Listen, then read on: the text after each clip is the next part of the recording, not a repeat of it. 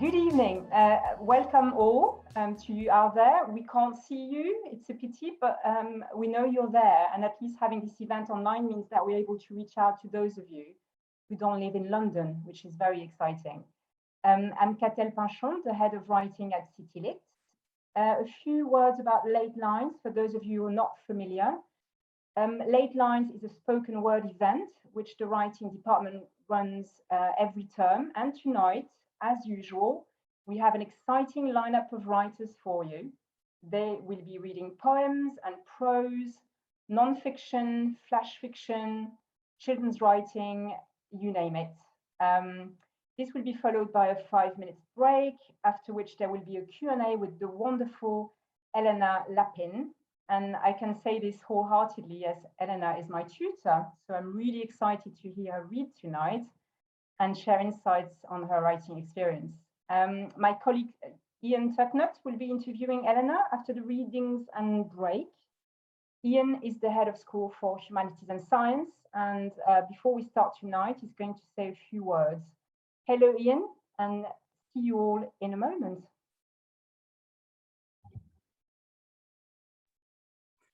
Thank you, Catel, and thank you for that wonderful introduction. And I extend my welcome to all of our writers, readers, and our listeners this evening. Tonight's event is a special edition of Late Lines. It's taking place in the context of CityLit's Mental Wealth Festival, a week-long exploration, discussion, and celebration of the things that keep us well. For me, the festival is always a week of conversation and connection, talking with people, sharing ideas, and of course, learning. Each year I take away something different. And this year, the big learning for me has been the concept of gifts and the act of generosity. I've been rereading Lewis Hyde's book, The Gift, where he explores art and creativity as gifts, and the way in which artists, writers, poets take the gift of their inspiration and using their creative gifts give shape or form to an idea, thought, image, character, or story. Of course, the other essential element of the gift is in the giving and receiving. And it's in the giving and receiving of the gift, the reciprocity of exchange, that the value of the arts are realized and multiplied. Not in terms of monetary value, I think it's far more important than that, but in the value of the idea, and perhaps most of all, the value of social connection that is created through gift exchange. Our writers this evening come bearing their gifts, excuse me, and it's with huge generosity that they share their words, ideas, and voices with us this evening. In terms of mental health and well-being, I believe that our suffering and emotional pain can often come due to hidden stories, the experiences, thoughts, or feelings that we keep to ourselves. The telling and revising of our individual stories is there, of course, in talking therapies, but it's also often there in the arts and in writing. The expression of ideas can take many forms, and it's a gift from our ancestors, perhaps, that we have numerous languages and myriad forms to give shape to our expression. Poetry, prose, novel writing, the short story, memoir, journaling, screenwriting, the essay, the list is endless, really. Every day, our fantastic tutors at CityLit share their gifts, their understanding of these forms, their understanding of craft, to help others find ways to grab hold of the gift of inspiration, to shape and tell their stories, to express and share the products of their imagination. Some of the words we hear tonight may be difficult. We have some stories of grief and of suffering that are being shared. So it's important that we take care of ourselves. And if you are affected by any of the content or themes tonight, we're posting some links within the chat box to charities or organizations that we would encourage you to reach out to. If you are struggling, please do connect with those who can help. This evening has also been curated around the festival theme of adapting to change, as well as paying attention to fun and generosity. Whilst we might encounter some troubling themes, Each, I believe, comes with a message of hope, that potential for respite, for relief, and even joy can be found in talking, reflecting, in nature, in learning, in language, play, and above all, through human connection with family, with friends, and even with strangers. This year has been challenging in these respects, but humans are resilient creatures, they're creative creatures, and we have found new ways to connect with each other through technology or by other means. And as we come out of this period of huge challenge and suffering for many, it's essential that we reconnect and affirm those human bonds that keep us well. The gift of words and writing is one way in which we can affirm these bonds. Finally, one of the greatest gifts we can give as human beings is our time and our attention. To listen to someone is an act of huge generosity. And in giving our attention, we receive in return, and the various gifts that pass between us multiply in value. Even if our connection this evening is remote and virtual, it's still a connection. And we know even if we can't see you out there, we know that you're all listening. So thank you for joining us, everybody. Thank you for your generosity. Sit back and enjoy the wonderful gifts on offer this evening. Thank you, and I'll hand back to Catel to introduce our first reader. Thank you, Ian. Without further ado, to open the evening, Anne Marsh with her poem, Moments of Truth. Over to you, Anne. Hello, everybody. Thank you. This is one of the first poems I ever wrote, and it came out of a Ways into Creative Writing course that I attended in February. I'd been struggling with the theme, which was moments of truth in prose, trying to write prose, and suddenly I just had it just seemed to flow when I turned to poetry. So here it is. Moments of truth. Faded photos in the shoebox, untouched for over 40 years. Windswept, hair blowing into smiling faces. Large pebbles awkward under thin soles. The three friends shared a moment in time, a moment in truth. More snaps, glossy or matte by request. A young couple embraced, laughed knowingly, posed ironically in Oxfam shop fake furs. The drunken party, the best friend's wedding, the funeral. Still smiling, still posing, still laughing, just holding these fragments of time, looking into her own eyes, still her own eyes. The laughter was absolutely and only of that moment, and not the next, or the next, or the next. Even now she remembered the biting cold, the glances not shared, the joke she didn't quite get, the inexplicable silence when she came into the room. Until the moment of truth, which actually was not even a moment, but a series of imperceptible shifts until the next smiling pose, the next version of the truth. Thank you. Thank you, Anne. This was beautiful. Thank you. Next up is Walter Cardew with a prose piece, Adapting to Change, A Boy and His Father. Walter. Thank you very much. The boy was a likable little fellow, wide-eyed, curious, affectionate, his mother beautiful, his family loving, his father tall and handsome. Where was he, his father? He was often absent. He was an important man, wanted by others, his opinions sought, his company sought. The years passed. There was less laughter in the quieter house now. The boy grew, gangly, taller. Glimpses of adulthood entered his consciousness. What would he be? How would he be? Would a pretty girl like him? His father's absence was more profound.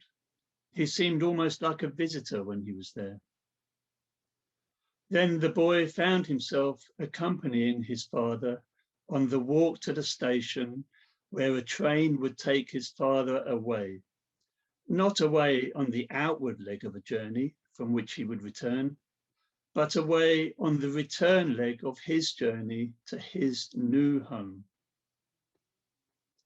More years passed. The boy grew more, half boy, half man. Now he knew what had happened. It was what happened to many families as bonds and obligations weakened, but the boy could adapt. This was the modern adult world. Free, responsible adults, not tied by those strange obligations, promises made years previously. The boy would step up to the plate, help his hurt mother, whom he loved very much. He saw her hurt as one of those things, a consequence of adult freedom, one of the facts of modern life. He didn't really blame his father. Sometimes he felt he should, but couldn't. The boy would seek some form of justice from his absent father: money, clothing, help with buying a musical instrument. One day, walking him back to the station after a visit, he felt on his shoulders the weight of a question he must ask. Before they reached the station, before the train arrived, which wouldn't wait, he must ask his father for some money. There was no money anywhere. Apparently his father had none, his mum had none. The solution in this case was a hand-me-down orange polo neck pullover. On another occasion, they looked together in loot for a second-hand trombone, which he bought the boy for £30. In such ways, the father was not completely absent. The boy continued to grow, becoming more independent, making journeys to meet his father in Batista's cafe on Charing Cross Road. The boy wanted to be involved with his father. He sought his approval, not because he doubted he was loved. Rather, he wanted his father to be impressed with him. He wanted adults in general to be impressed with him. He wanted to learn how to be a man, a grown-up man. However, then the real absence came. The boy received the news very calmly. The days that followed played out as if being watched on television, happening to someone else. He knew the news was dramatic. He could picture the cold, black December night, the icy road, the skidding wheels of the careening car. But he was unmoved. He knew he would now be the object of sympathy, but saw that as an opportunity, another of life's experiences, something that made him more interesting to others. But his father was no longer there at all, never would be. He was gone, and that was that. And the boy pondered this. In fact, at some point in every day, even just for a moment, he would ponder this final absence. This was never, never, ever going to change. Repeatedly through his life, the father would appear in the dreams of the son, now a man, and the story was always the same. He hadn't really died. His death had been faked as part of an elaborate political conspiracy, and when the time was right, he would re-emerge into the world. The son consulted his mother about this and took her advice. The next time he dreamt of his father's reappearance, he managed to ask him, why? Why did he appear like this? What had happened? He appeared no more, and the man's life went on. Thank you very much. Thank you. Thank you, Walter. This was a wonderful piece, very moving. Thank you. And next up is Shanit Marshall-Strang with her poem Shoulder Pads. Shanit, if you're ready.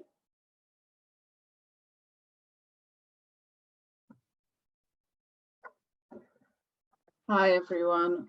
I wrote this poem A month before my mum sadly passed away, and this poem is dedicated to her, called Shoulder Pads. She is sleeping, open-mouthed, her body sunken deep, as if the recliner were a mould for her next resting place. Her sleeps are a stark reminder, so little of her left in the room. I stand immobilized watching her disappear, wanting it to be over, wanting her to come back with her shoulder pads and her deep plum hair. Thank you.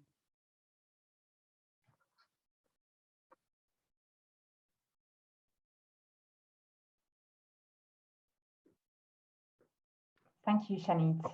Thank you so much. Yeah, if you wouldn't mind switching off your video. Next is Bernadette Wren with her poem, Coming Up for Air. This is a poem for my daughter who's getting married tomorrow. Coming up for air. Old friend, schoolgirl swimming star, and now a fierce lover of open water. You insist we swim.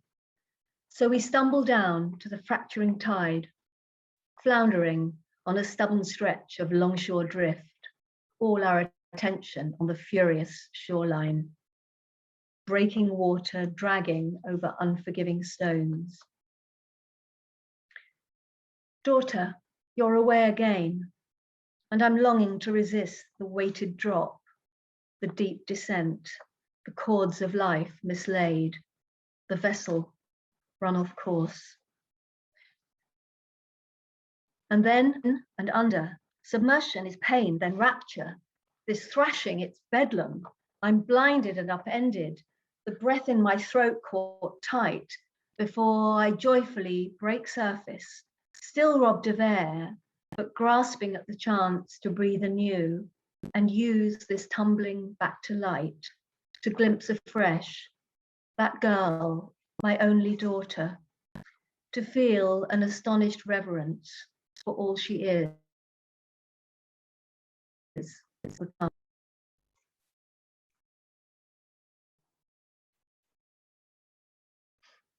Thank you so much, Bernadette. Thank you. This was lovely. And next we have Anne Herdman with a non-fiction piece, Bereavement. Over to you, Anne.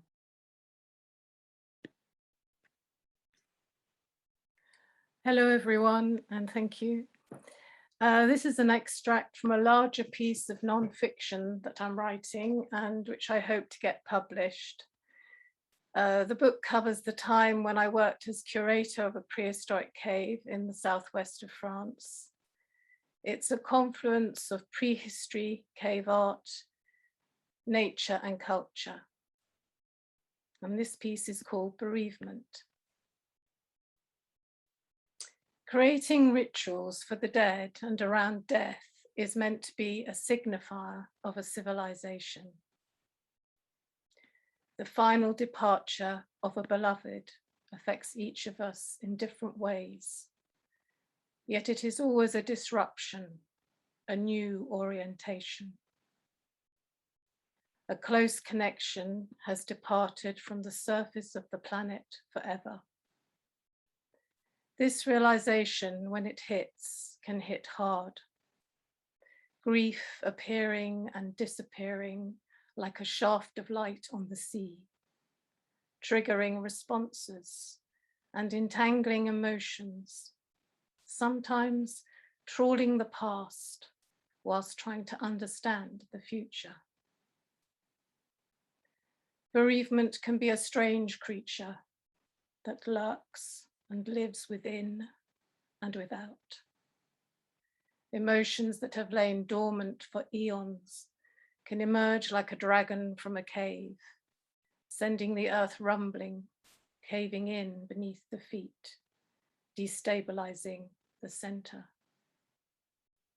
Loss can sometimes bring a complete disorientation.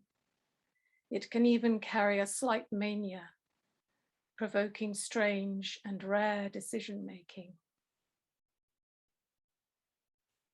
History tells us that sacred rites for preparing the dead and those who are bereaved have been created in all the major religions of the world. Formal ceremonies fixed in place for emotionally charged events. Today in the West, many of us have lost those slow, intimate rituals for dealing with those first few hours after the impact of the finality of death. It made me realize how rites could give delineations, how to behave and how to respond. How ceremonies can hold the air you breathe, allowing a resting place within. No need to think or assess, just follow. Perhaps for those of us who choose not to adhere to a religion and its decrees, we might need to reinvent a few secular forms of ritual around the death of a beloved. Simple formulas, as if we were carefully preparing a table for a feast, or laying a grate, or laying a fire in the grate. With these in place, the wafer-thin barriers, ephemeral in weight, would signal that a deep change was unfolding. They would gently announce a long-term shift in the composition of your life and of those close around, easing you into the new formation like a heavy stone being gently slid aside to keep the door open. Yesterday, my sister sent a text message. She was sorting out my mother's necklaces and was putting aside one or two for me to collect later. Into my mind's eye, there sprang my mother's multicolored, glass-beaded necklace from Morocco, catching the light as she moved. A ruby red, a green of newly cut meadows, a lapis lazuli blue, a yellow of a distant rich sunset, and a dark black light reflecting void. A necklace of no great value except in the memory of her presence, a portal through which I could reach out to her across that invisible world. Symbolic acts around the dead date back to prehistory. Neanderthals, our distant ancestors, arrived in Europe around 400,000 years ago. Counting back, that would be 2,000 great-grandmothers. The Neanderthal people have long been regarded as the brutish, ignorant branch or bunch of our hominoid ancestors. Today, with new archaeological discoveries, the vision of these archaic cousins is changing. They are having a renaissance. Living through several ice ages, they were undoubtedly tough. Yet in the last century, archaeologists have uncovered details that indicate these ancestors carried a sensitivity. Neanderthals used symbolic expression in their graves and buried their dead with ceremony, objects, and maybe even flowers. In 1896, Louis Capiton, a French doctor and prehistorian, and Denis Perroni, a French teacher who was also passionate about prehistory, began working together at the Mousterian site of La Pharésie in the Dordogne. They searched back through the deep layers of soil and time, whilst they themselves were advancing forward in years. After nearly 30 years of excavating together, in the 1920s, they uncovered the remains of a Neanderthal fetus, just 7 months old. Dating back to around 75,000 years, this barely born child had been buried there with 3 flint-knapped stone tools, precious items at that time. Nearby, another of the graves held a child aged around 4 years old. A limestone slab had been carefully laid over its skull. This stone was found to have several round indents on its underside, cupular markings. Its pox surface resembled an astral map. Other ancestors lay nearby, all in their individual earthen tombs. The remains of a man, a woman, and other children, 8 beings in total. This discovery seemed to indicate that the Neanderthal people had an awareness of death as a passage and perhaps a respect for the preciousness and precariousness of life.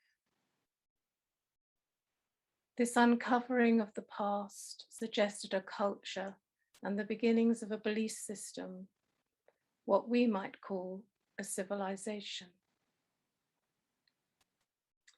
At this site, they also found a necklace of carefully pierced animal teeth and shells, which would have taken many hours of labor to create. Another treasure from that same era was recently discovered in the Fumani cave in northern Italy. It is a Miocene-Pliocene fossil marine shell, Aspa marginenta. It is believed that this fossil was transported by the Neanderthals from a location more than 100 kilometers away. Microscopic analysis of the shell's surface identified striations on the inner lip. A finely ground ruby red hematite powder had also been rubbed into the natural structure of the shell's micropits. This had created a minute red dotted surface. It was shiny, as if polished by use. The punctuated effect echoed the blood red iron oxide dots found on the walls of many prehistoric caves. The shell also had a perforation, perhaps to create a pendant. I imagined it being worn as an ornament around someone's neck, before it too was intentionally placed and left behind. Out on a woodland trail, a stone's throw away from the prehistoric cave of Lascaux in the Dordogne, I recently found pieces of this iron oxide pigment lying on the surface of the rain-washed rocky path. I gathered up a handful of these scattered lumps of sediment. Later, with 2 hand-sized rounded stones, I ground the material down.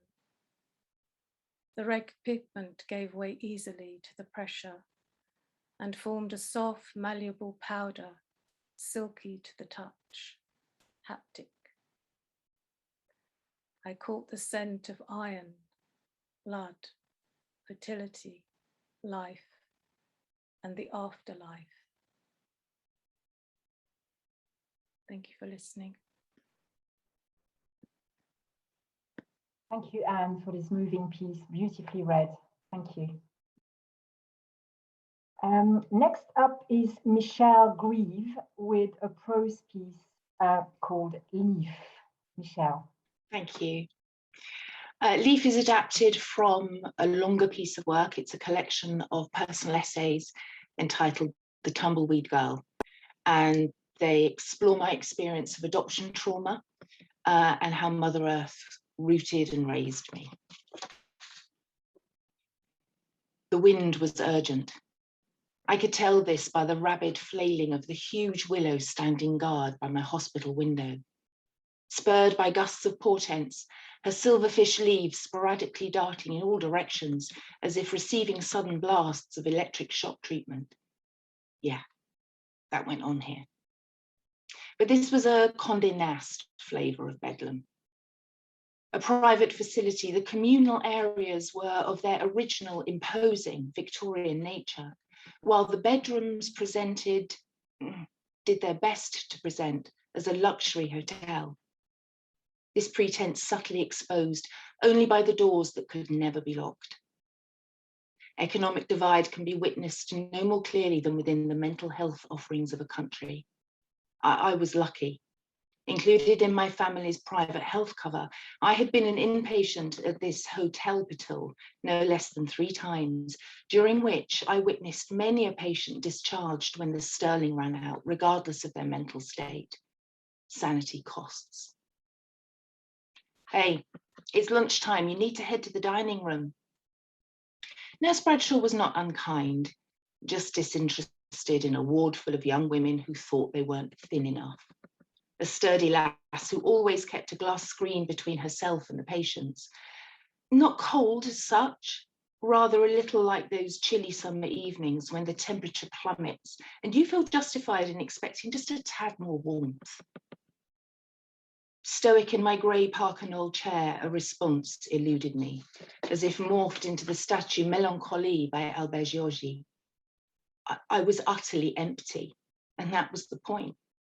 Starve the body and the soul will follow. Anything to be still, to rest. Anything not to feel. I'll have to report you to Sister if you miss a meal. Her abrasive tone clearly both a coercive tactic and an annoyed response to the extra work it would entail. Suit yourself. And with her true colours peeking out behind the curtain of professionalism, she tutted as my room door swung shut. Gathering momentum, the wind urged me to take cover from an impending storm. My body responding without thought, taking refuge under the safety of the pure white 1,000 count Egyptian cotton duvet. It smelled like maternal love as the lavender-infused fabric softener wrapped my senses in an embrace of care, invoking yet another involuntary movement that brought me into my fetal shape. This was how it was supposed to be in here, safe and warm, with no sound of my birth mother weeping her soul into the deaf void. Are you okay?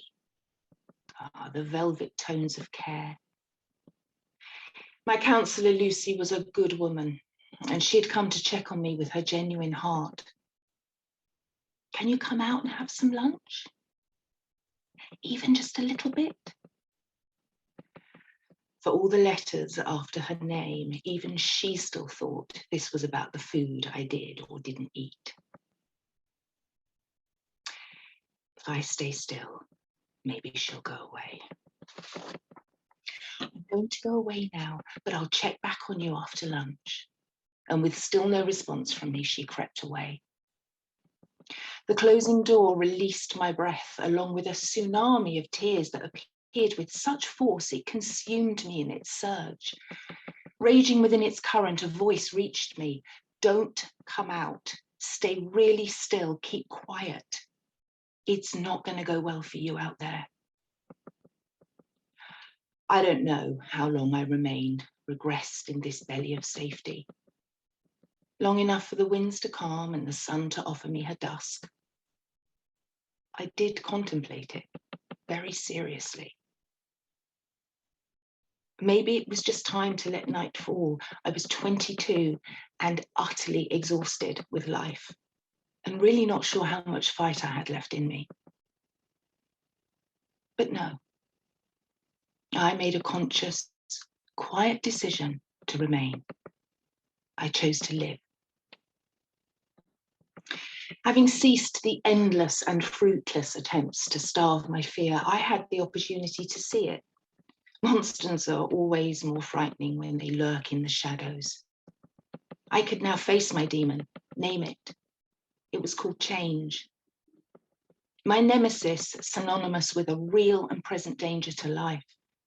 After a week, my birth mother was gone. After 3 months, my foster mother too. At 3, my adopted mother was admitted to a psychiatric hospital, and honestly, she never really returned. As a babe, I had experienced change as a terrifying phenomenon. My lifeline severed in the singular flap of a vulture's wing, not once, but 3 times. Until 50, my life had been defined by my war with change, festering within every single decision I made, consumed with never again experiencing her terrifying uncertainty. I dedicated my life to denying her power over me. I would beat her. I would secure my life, nailing every single thing to the floor, blind to the universal truth that nothing and no one can ever remain static. Then one autumn day, this all shifted with one leaf. It was the 3rd of November, my birthday, a day historically entrenched with the grief of the loss of my birth mother. It was one of those glorious days of crisp, chilly air, full of the exciting promise of impending festive cheer. I had taken myself to the comfort of the forest, where I banked upon the fierce breeze whisking away my sorrow. Wandering without much purpose, I found myself beneath a horse chestnut tree of such magnitude, she offered me immediate comfort in the awareness of my obscurity. Placing my palms on her aged, gnarled bark, she drew me into an embrace, my head falling back in the sheer relief of being held. And then I saw her. About 2/3 of the way up the majestic boughs, my attention was drawn to a singular leaf. Caught by the wind, she was separated from her home and gently swirled and tarried her way on her new path, taking pause upon the rooted earth of her mother as if to just say goodbye. Retaining one hand on the trunk, I crouched and lifted her into my palm. Silent tears of realization fell as gently as this leaf's descent. It was as if nature was speaking directly to me, and she knew exactly what I needed to hear. In that glimpse of a moment, I had witnessed this beautiful russet leaf negotiate change with such ease and grace, with complete acceptance of the nature of life, that I felt an awakened understanding of my enemy.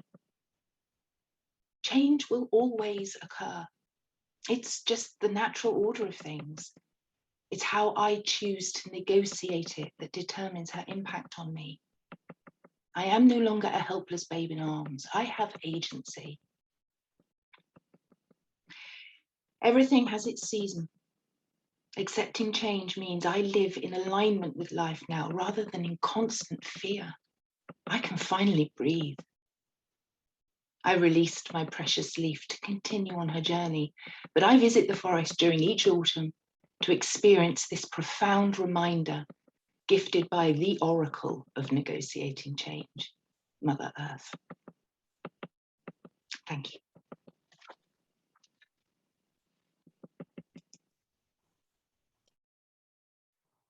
Thank you so much, Michelle, for sharing this story. It's really powerful stuff. Thank you.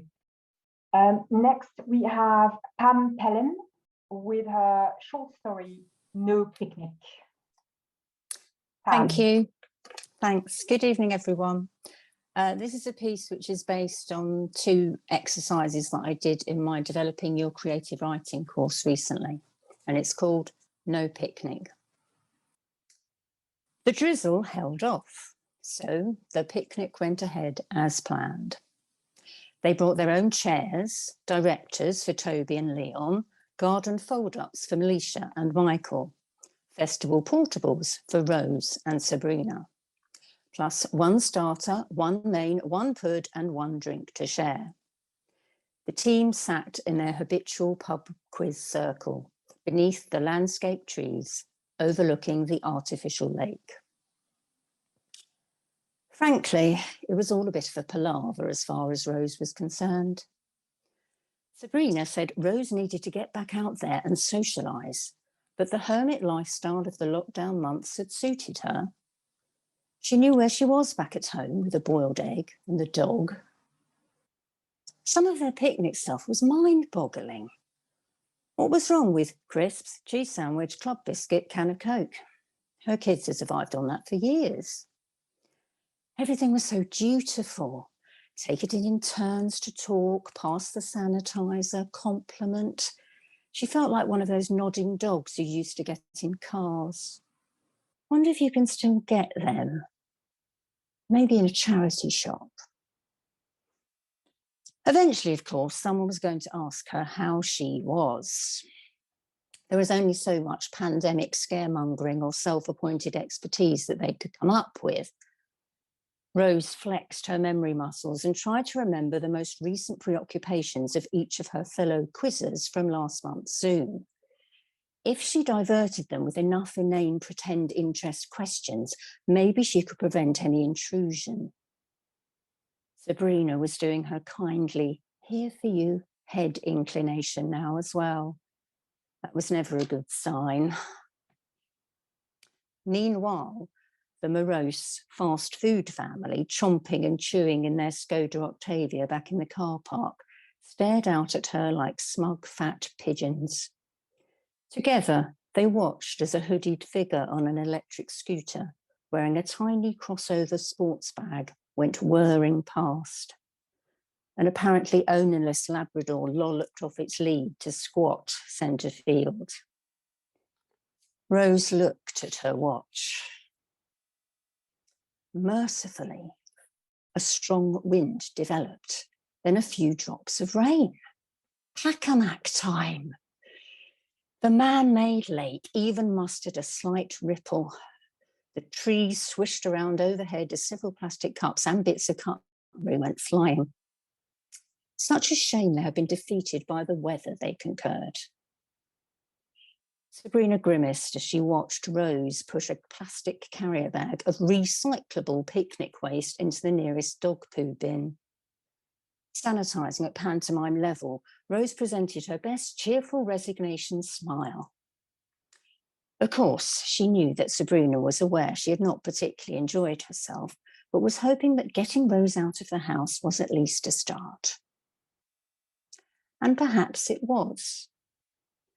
For a short interlude, Rose realised she had been forced to feel slightly irritated about social fuss and weather, as opposed to grappling with her own gaping, murky hell. So, Rose had not felt entirely lost today.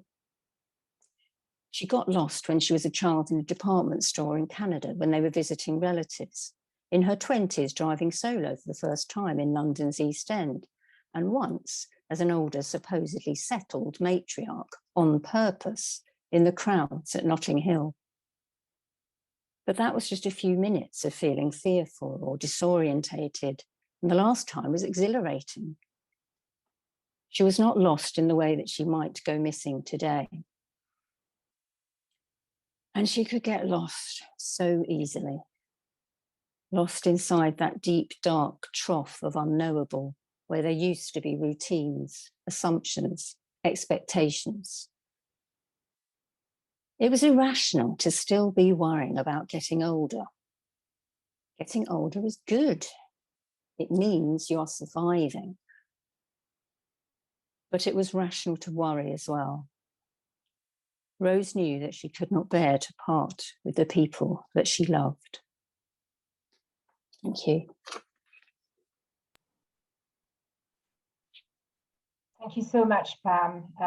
This was a great piece and brilliantly read as well. Thank you. Next up is Hilary Thomas with some flash fiction titled Two of Us. Over to you, Hilary.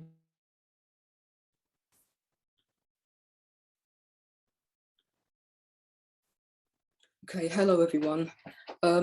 This was written in a short stories reading for writers course. And yeah, it's called The Two of Us. In the beginning, we were one. I felt when you cried. We cried as one. You drank the milk of her breast and I felt satisfied. You didn't question me, nor I you. You took your first steps, it filled me with pride, and I encouraged you the more. It went beyond trust, a shared and unknowing lust for life. At 2 years old, you successfully dressed yourself. Were they your favourite dungarees or mine? And did you really ride that bike all on your own. They saw us as one, were we?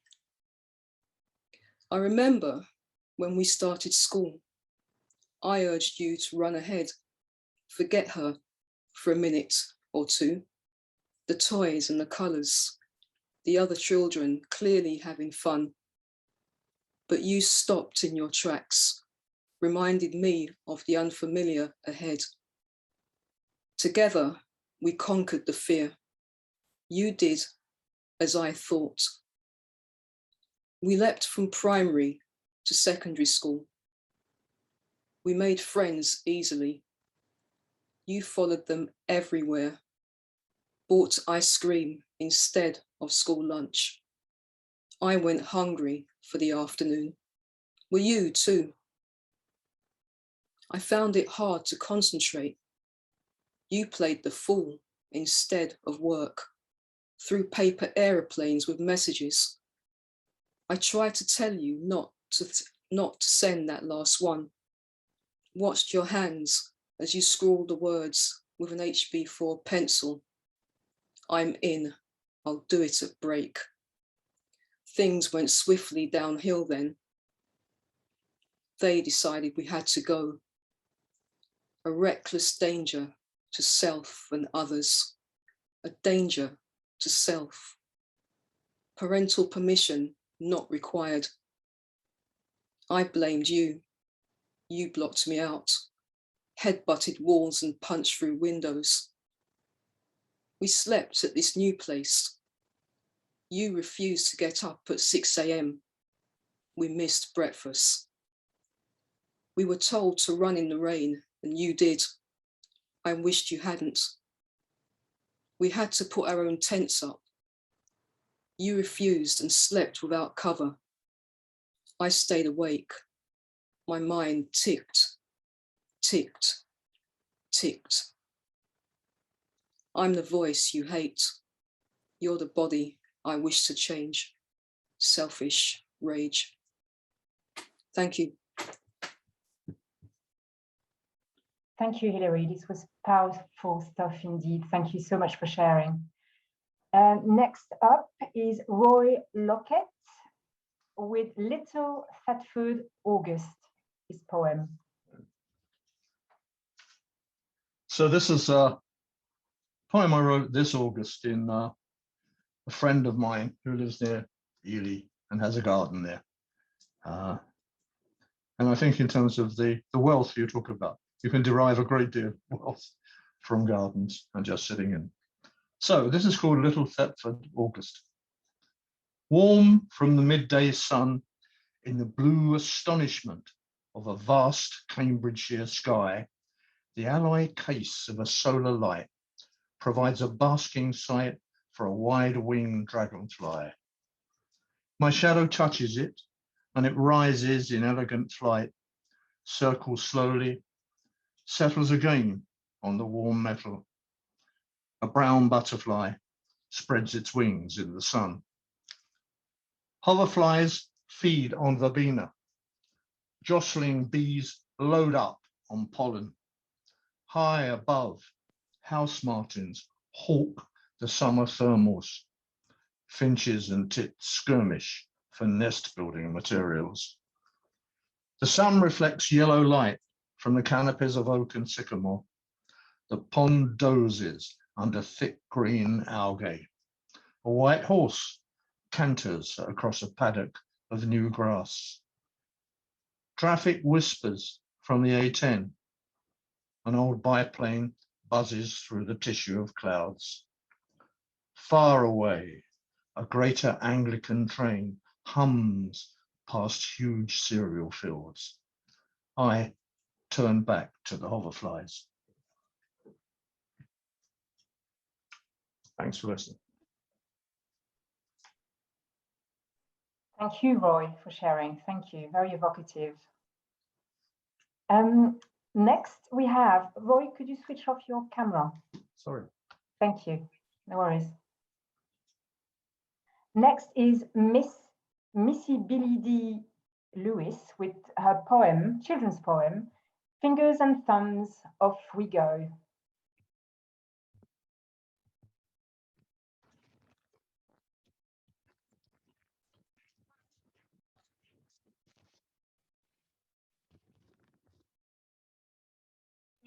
I wrote this poem in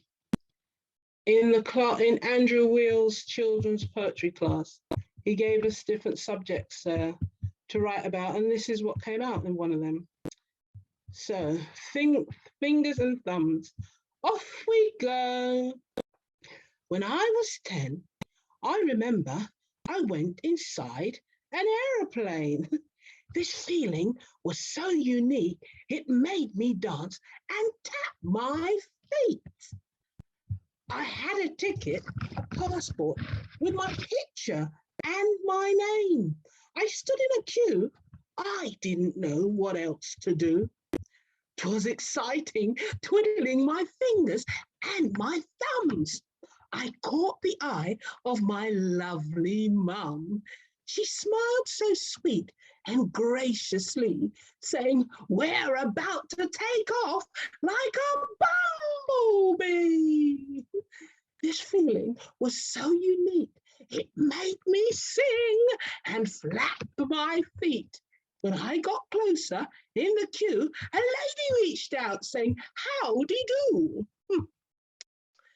Well, I was so nervous when I heard a voice say, "Passports, please." It made me blow a big, loud, gooey sneeze. Achoo! Whoops. Whoopsie daisy, off we go. A Kleenex landed to wipe my nose. Snot flew out in sticky lumps. I hadn't seen this much gunk in months. I can't believe that was inside of me. Uh-oh, it put Mum right off her scones and tea. Whoops! I felt a thud and a thump. It was quite a heavy bumpety bump. Outside the window, I could see a beautiful sunrise in front of me.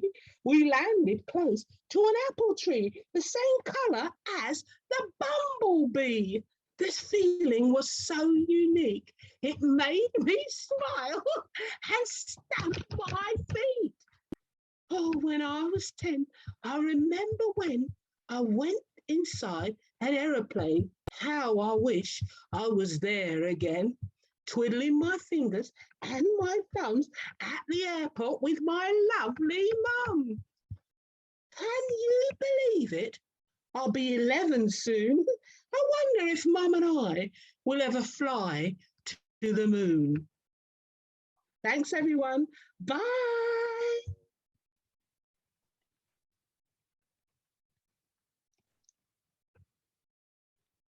That was phenomenal. Thank you, Missy.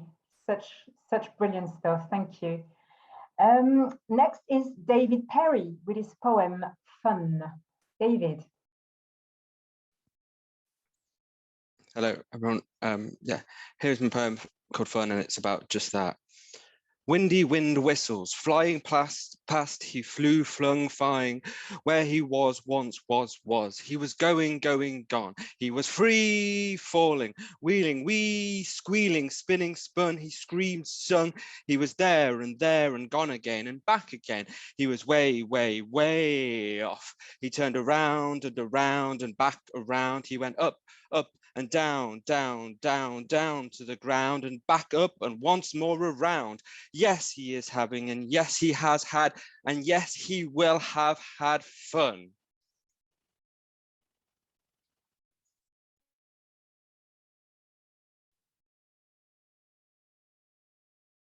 Well done indeed, David. Thank you so much. Very energizing.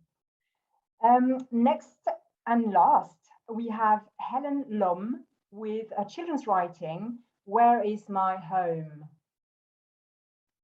Good evening. It's a real pleasure to be able to share a short poem that I wrote for a children's picture book. It's informed by my own childhood as a refugee and also by my daughter's expat upbringing. The title is inspired by the national anthem of my country of birth.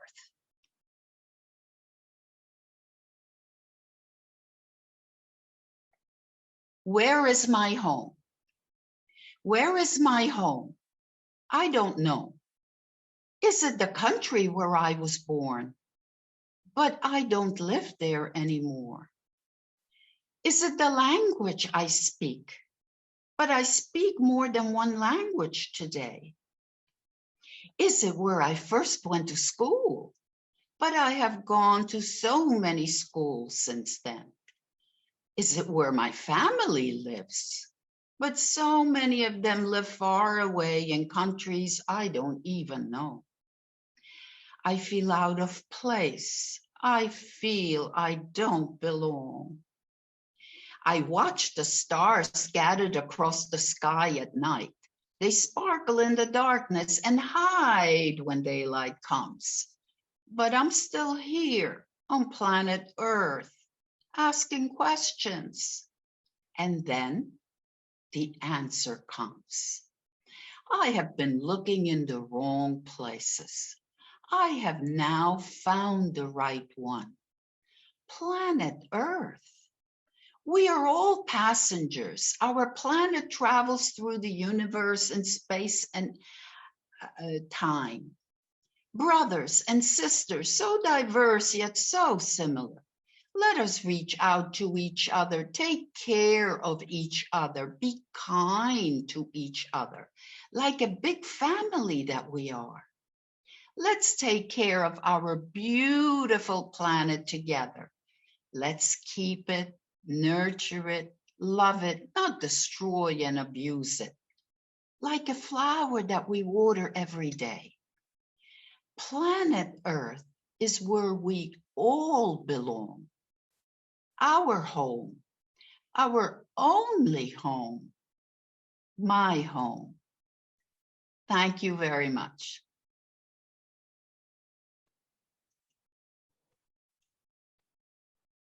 Thank you so much, Helen. This was wonderful. Thank you. And a nice way to conclude the evening. Well, not to conclude the evening, but the readings tonight. So a huge thank you to all of our contributors tonight, our wonderful contributors. There was so much variety, and I'm sure you all enjoyed this evening so far. So it's now time for a short break before Ian and Elena start with their conversation and the Q&A. Let's have 5 minutes break. So we'll reconvene at 35 past 7. And then Ian and Elena will be there with you. Okay, see you in 5.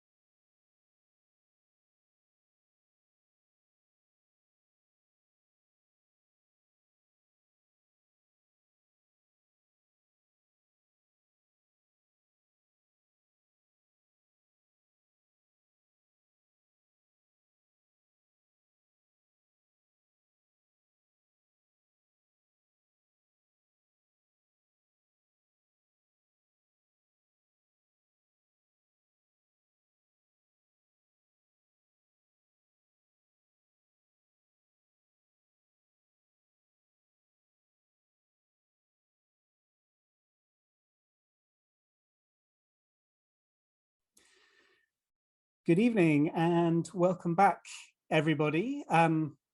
Fantastic set of readings this evening and incredibly read. I didn't think I could have goosebumps for that long. Some very moving readings and then some really beautiful, powerful poetry at the end there. Thank you so much to everybody.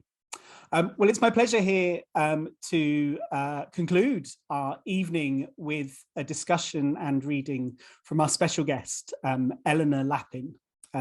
Elena is a writer and editor. She was born in Moscow and grew up in Prague and Hamburg, and has lived in Israel, Canada, and the United States before settling in London. She is the author of What Language Do I Dream In?, a memoir, as well as a novel, The Nose, and a collection of short stories, Foreign Brides. She has contributed investigative journalism to numerous publications, including Granta, Prospect, and The Guardian. She is the former founding editor of One, an imprint of Pushkin Press, where she published exceptional debut novelists, including Olivia Sujic and Chigozie Obiama, who was shortlisted for the Man Booker Prize. She is also a former podcast host and international literary scout, and our special guest this evening. Would you like to join me, Elena? Hello. Hi, hello. Hi, Ian. Hi, everyone. Nice to be here. Welcome. I'm so inspired by the readings that we just heard. That was very powerful. I know. Do you have that odd feeling like me that you just want to sort of sit with all those thoughts that have come our way, and now we're going to discuss? So welcome. Thank you so much, Elena. So my first question is really about the last year, I suppose. The pandemic and the lockdowns have impacted on us all in different ways. And seeing as this year's Mental Wealth Festival is all about adapting to change, I'm just curious about how, the past year has perhaps affected you as a writer or an editor, and whether it's led to any changes within your work within that area.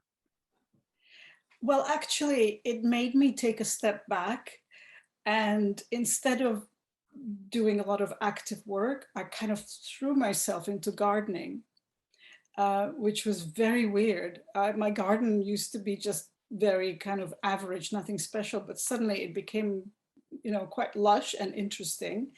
And I just loved it. And as I was gardening, I was, thinking about things, but not actively writing anything for quite a long time, because I was also doing what everyone else was doing, watching 2 films a day, binging on whatever,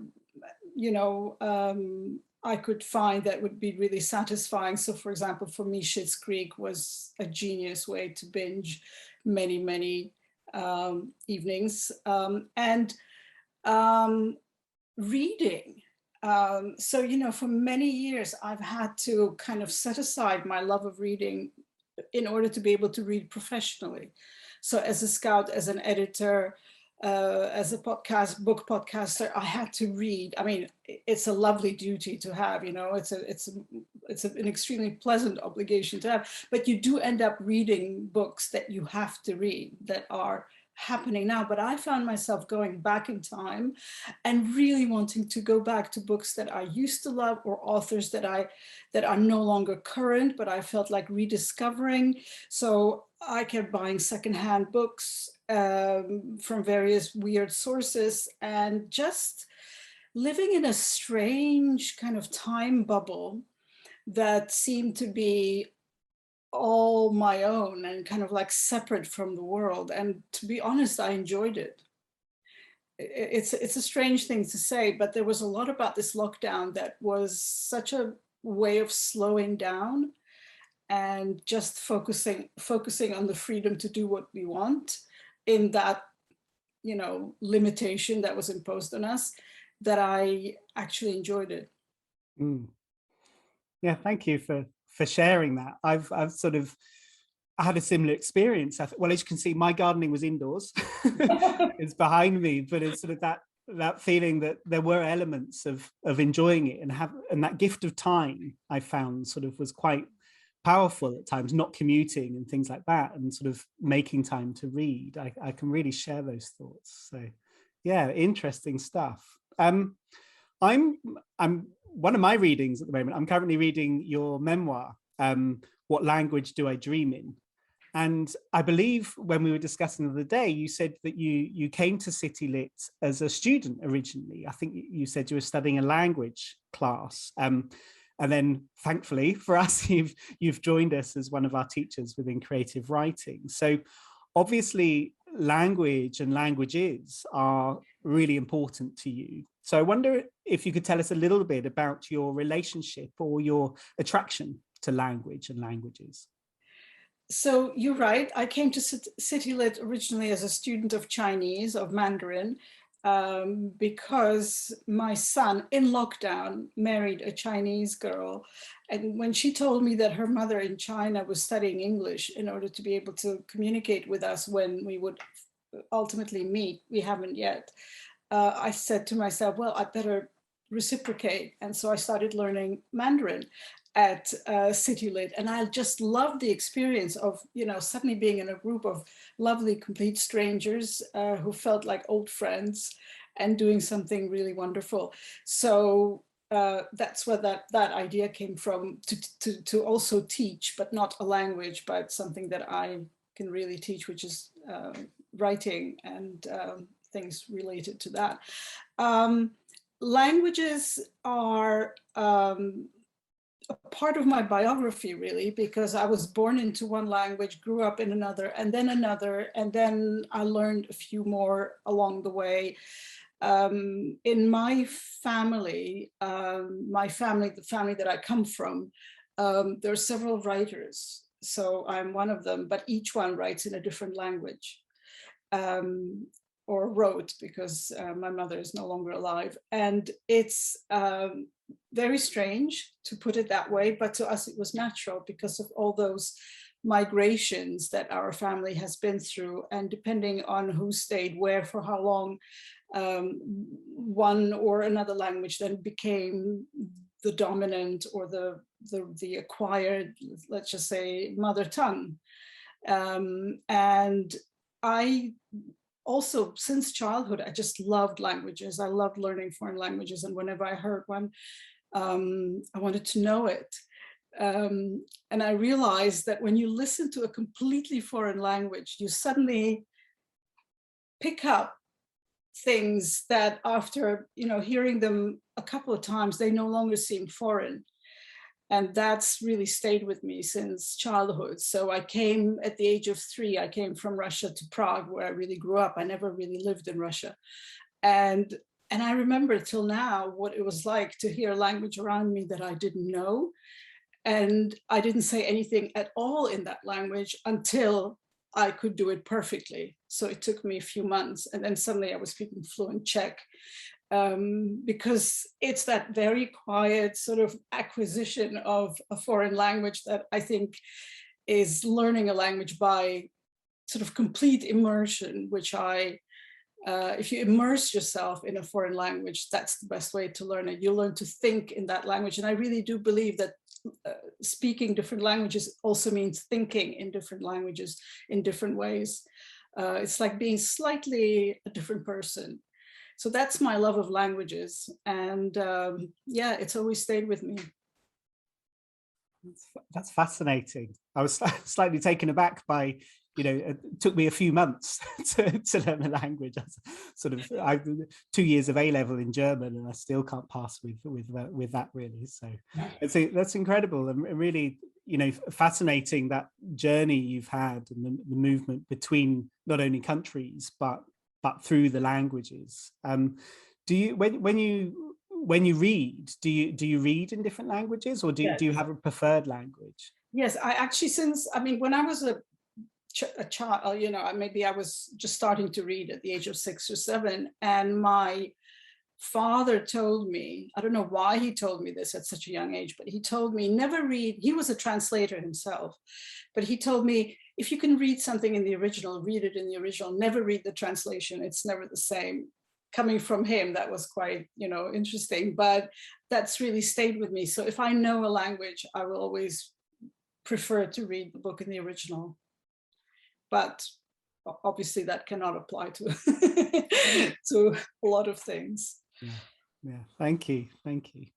And we, as we've had the readings from our wonderful students as well, we're meeting here tonight in the context of the Mental Wealth Festival, as I said, and the exploration of the ways that learning, the education, creativity can impact on our well-being and hopefully support our well-being in some ways.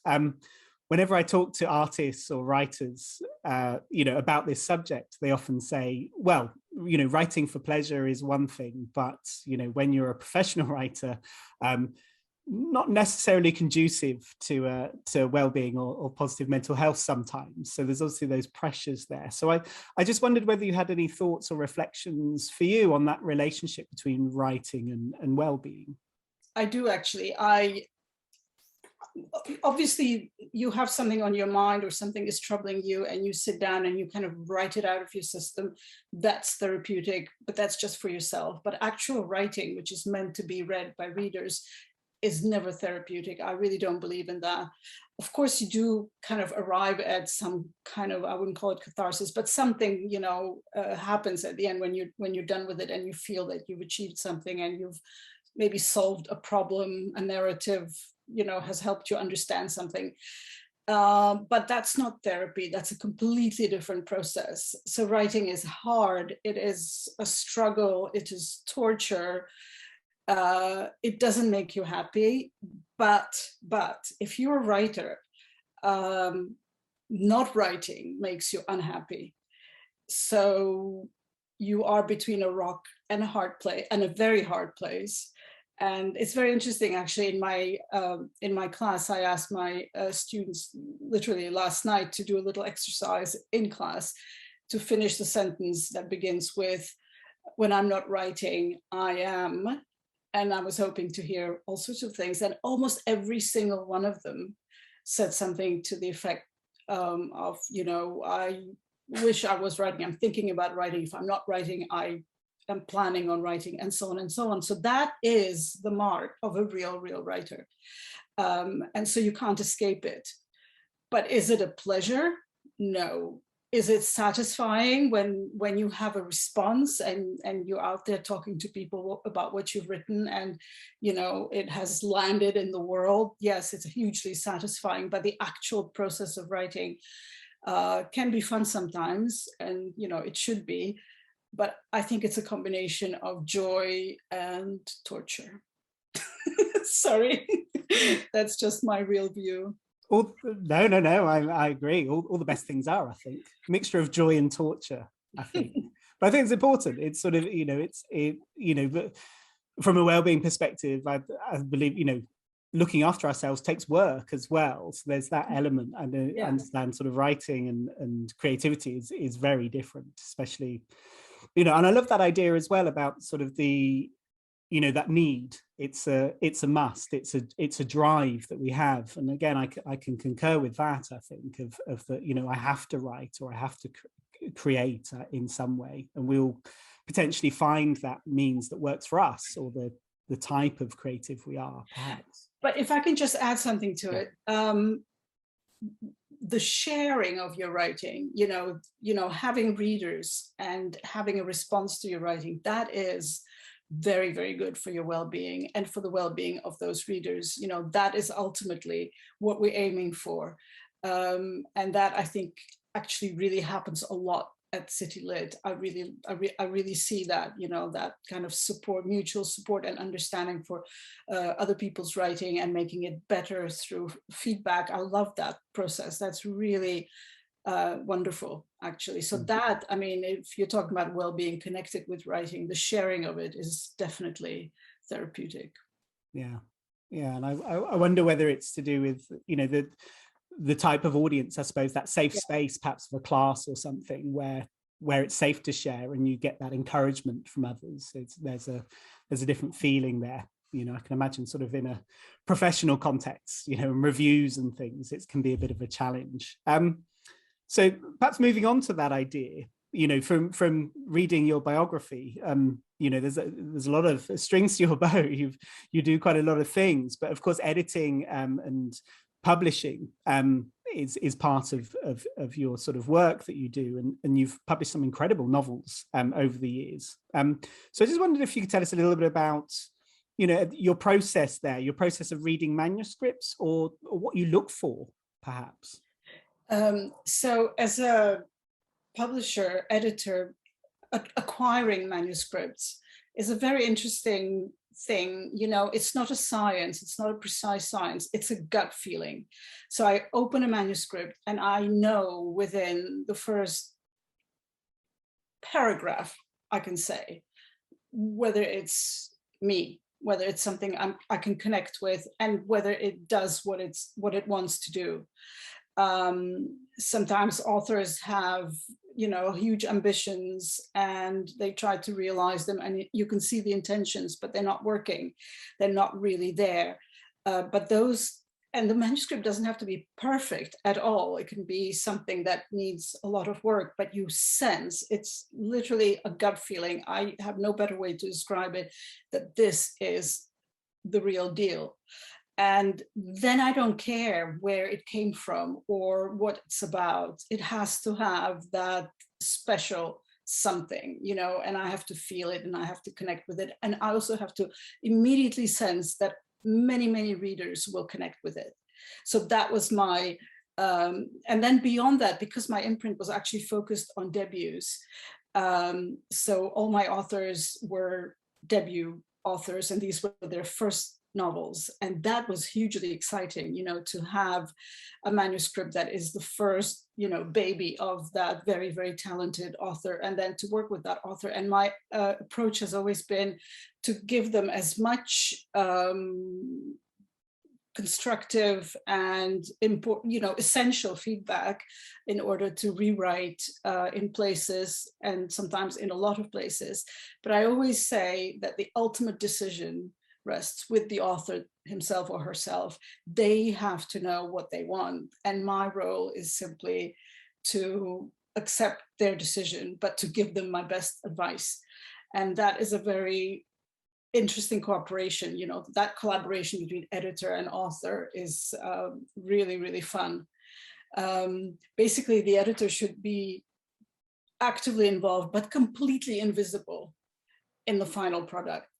The book, and the author is the book, but the editor, has contributed, but it should not be seen or felt.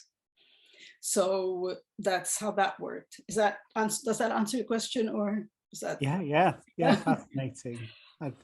It's interesting, the idea of sort of, of being involved but hiding yourself and sort of making sure it's the author's voice. Yeah, that's a challenge as well, I imagine. In that sense, you've, in terms of your writing, you have your memoir, short stories, a novel, investigative journalism, all these sort of different genres and ways of writing. Do you find a relationship between those, or do you, I don't know if I could put this question together, go in with a different head for each one?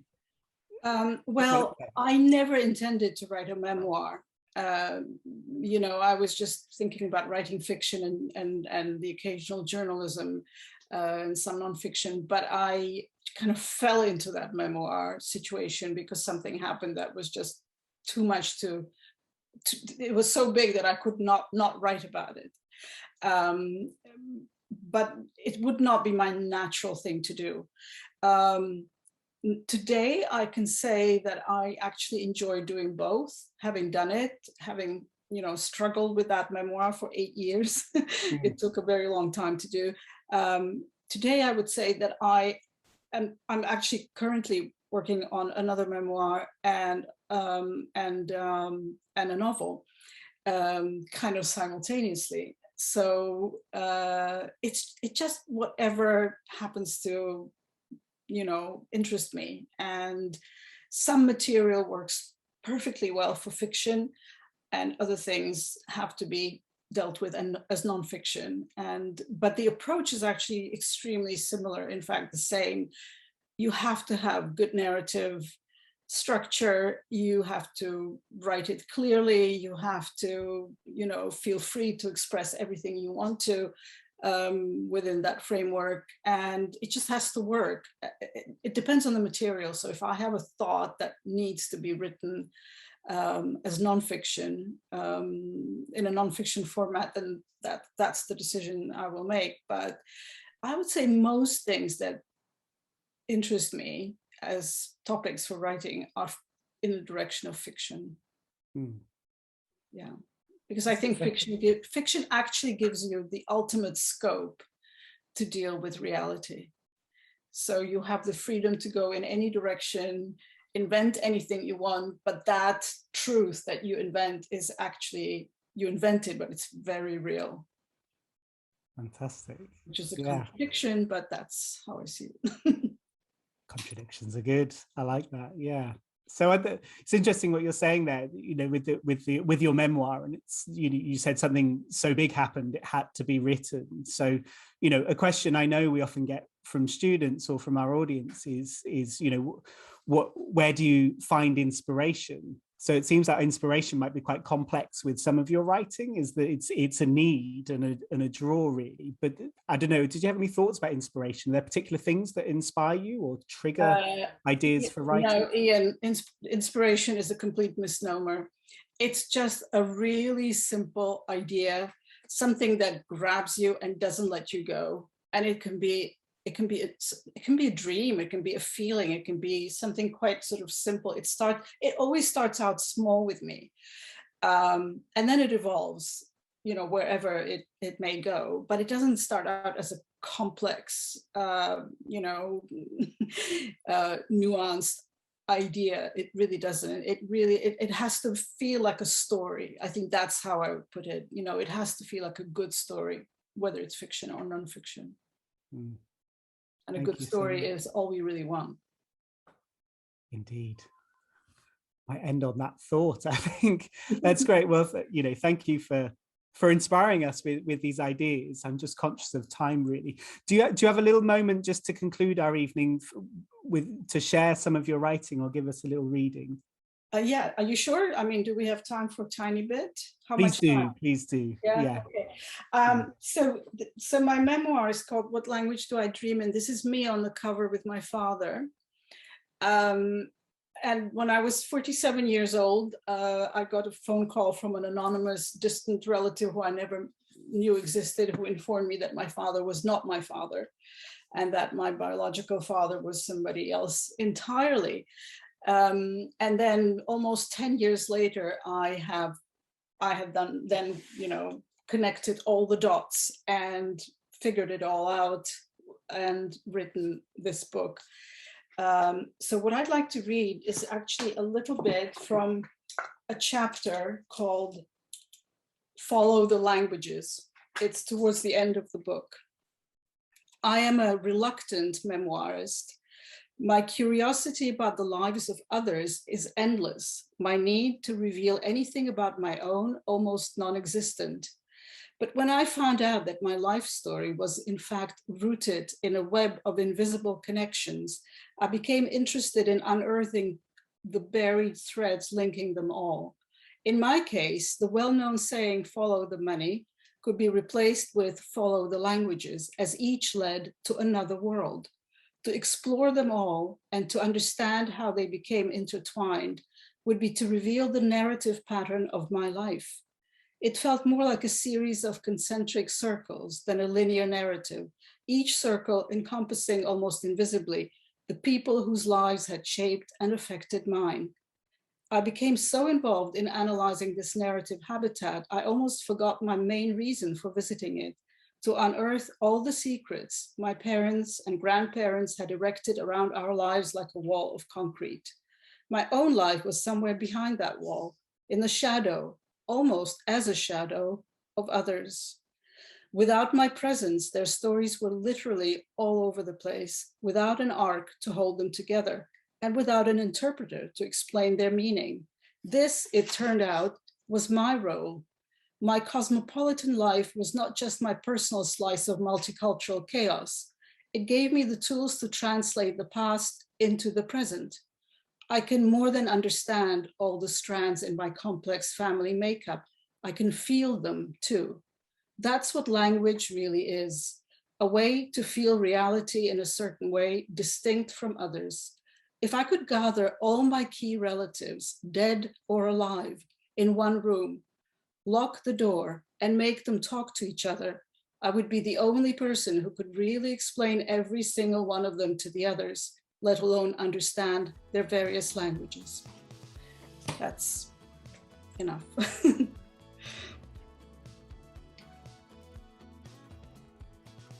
Thank you, Eleanor. Thank you so much for sharing your reading and for sharing your insights with us this evening. It's been an absolute pleasure to have a discussion with you. And I was just thinking, sort of, you know, usually when we started these events, we do them in a live venue, and we'd have opportunity afterwards to chat further. So it's always such a shame on a webinar that we disappear into the ether, I think. So thank you so much for being with us this evening, and huge thank you to our readers once again, and thank you to our audience for being with us tonight and to share in all of these gifts that have been exchanged.